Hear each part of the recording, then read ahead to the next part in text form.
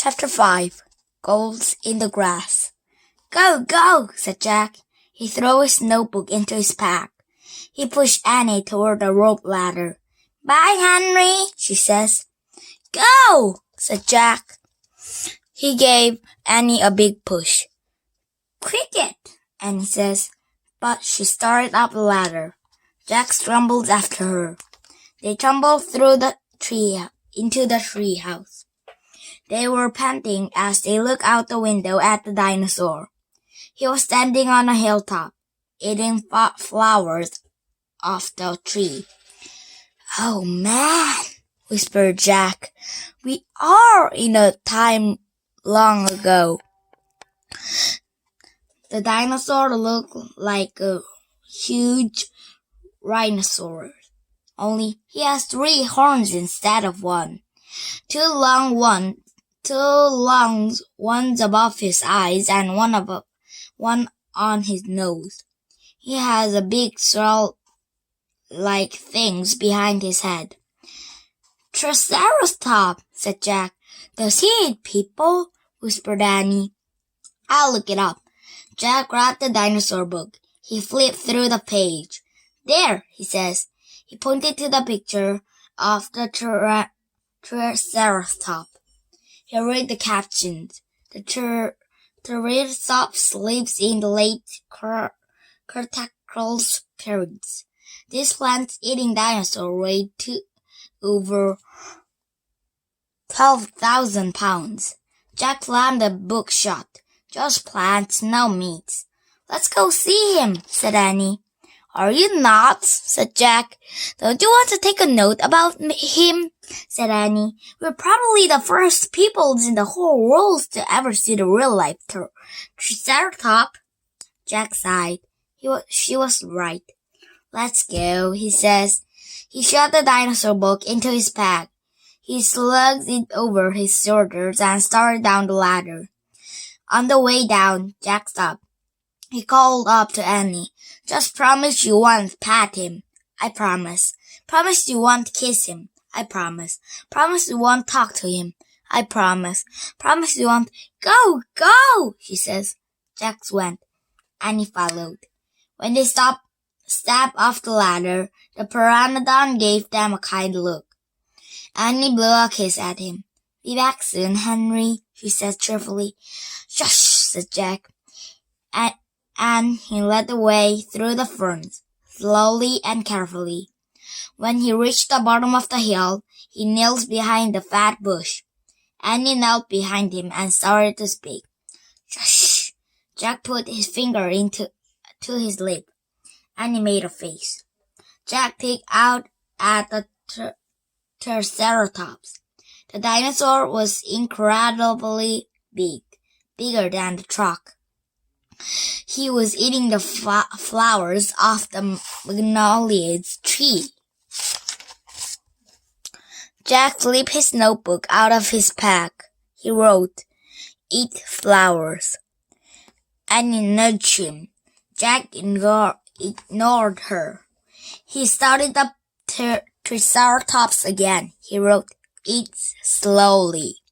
Annie nudged him hard. Jack looked at her. Annie pointed to herself. She walked her finger through the air.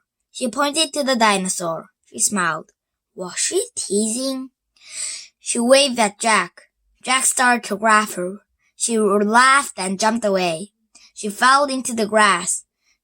In full view of the Triceratops. Get back, whispered Jack. Too late. The big dinosaur had spotted Annie. He gazed down at her from the hilltop. Half of the magnolia flower was sticking out of his mouth. Oops, said Annie. Get back!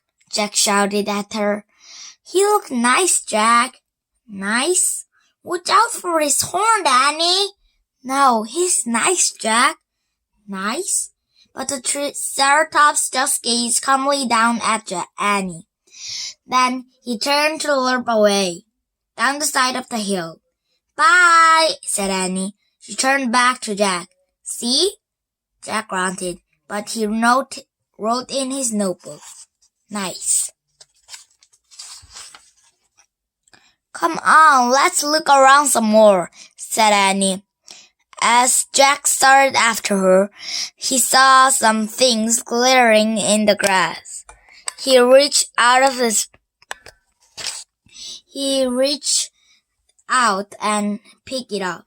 The medallions. The gold medallions. The letter was in groups on the medallions. A big, fancy M. Oh man, someone's come here before us, Jack said softly. Chapter 6. Dinosaurs Valley. Annie, look at this, Jack called. Look what I found. Annie has gone up to the hilltop. She was busy picking the flower from the magnolia trees. Annie, look, a medallion! But Annie wasn't paying attention to Jack. She was staring at something on the other side of the hill. Oh, wow, she says. Annie! Clutching her magnolia flower, she took off down the hill. Annie, come back, Jack shouted. But Annie has disappeared. I'm going to kill her, Jack muttered. He stuffed the gold medallions into his jeans pockets. Then he heard Annie shriek. Annie! Jack heard another sound as well. A deep blowing sound, like a tuba. Jack, come here! Annie says. Annie! Jack grabbed his backpack and raced up the hill. When he got to the top, he gasped. The valley below was filled with nests.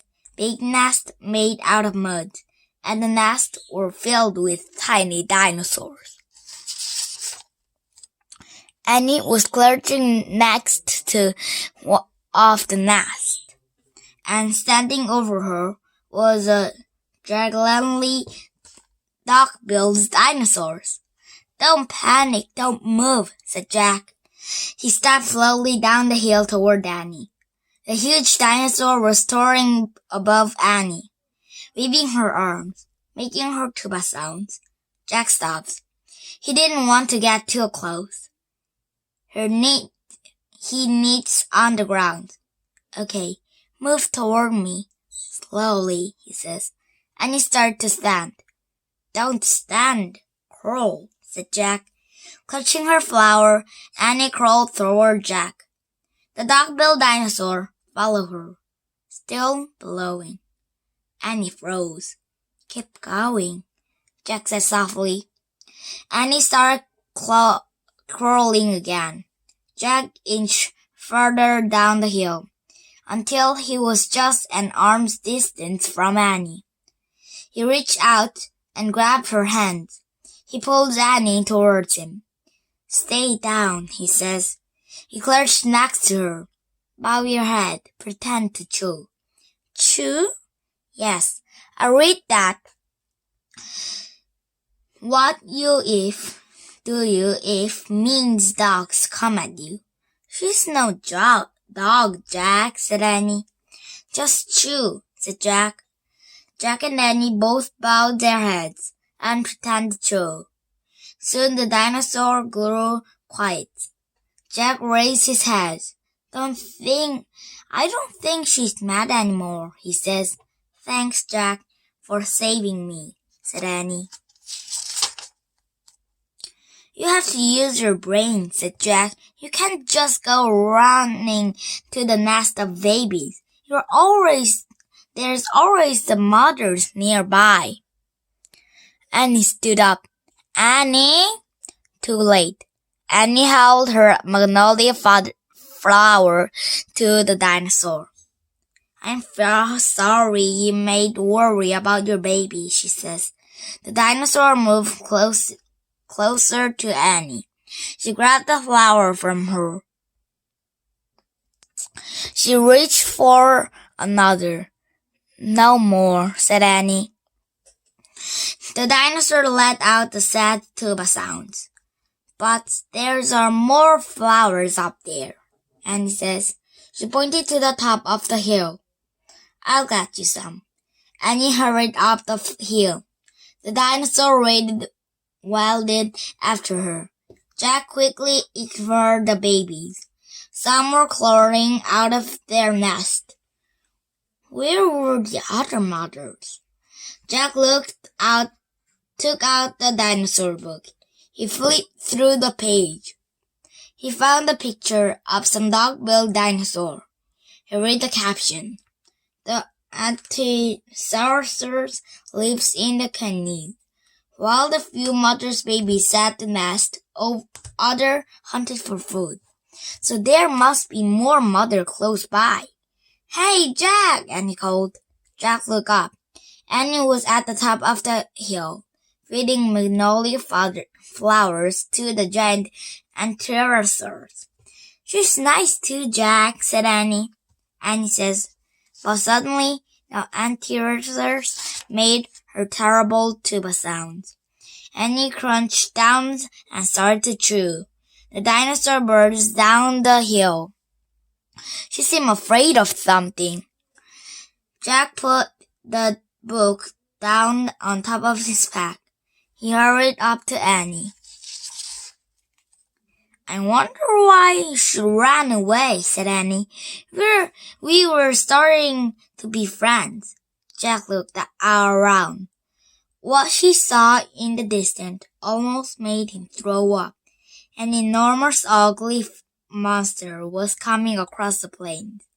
He was walking on two big legs and swirling a long, thick tail and dangling two tiny arms.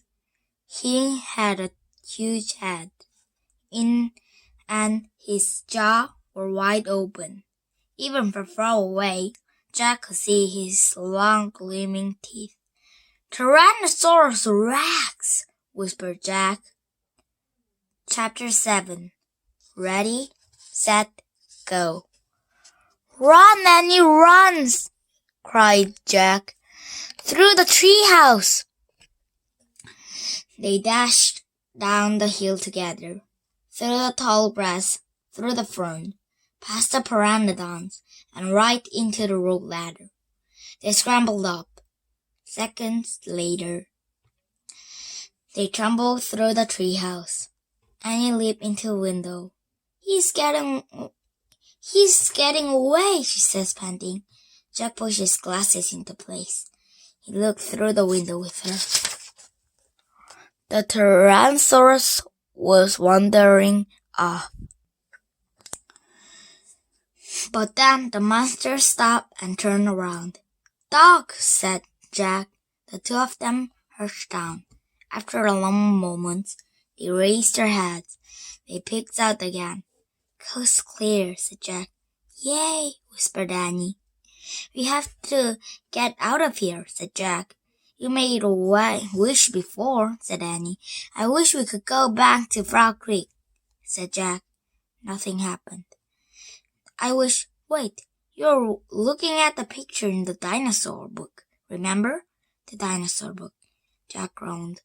Oh no, I left the books and my packs on the hill. I have to go back.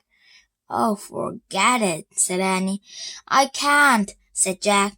The books don't belong to us. Plus, my notebook is in my pack with all my notes. Hurry, said Annie. Jack hurried down the rope ladder. He leaped to the ground. He raced past the pteranodon, through the ferns, through the tall grass, and up the hill. He looked down. There was his backpack lying on the ground. On top of it was a dinosaur book. But now the valley below was filled with Ankylosaurus, all standing guards around the nest. Where has they been? Did fears of the Tyrannosaurus send them home? Jack took a deep breath. Ready, set, go! He charged down the hill. He leaped to his backpack. He scooted up. He grabbed the dinosaur book. A terrible tuba sound. Another. All the Ankylosaurs were blowing at him. Jack took off. He raced up the hilltop. He started down the hill. He stopped. The Tyrannosaurus Rex was back, and he was standing between Jack's and the treehouse.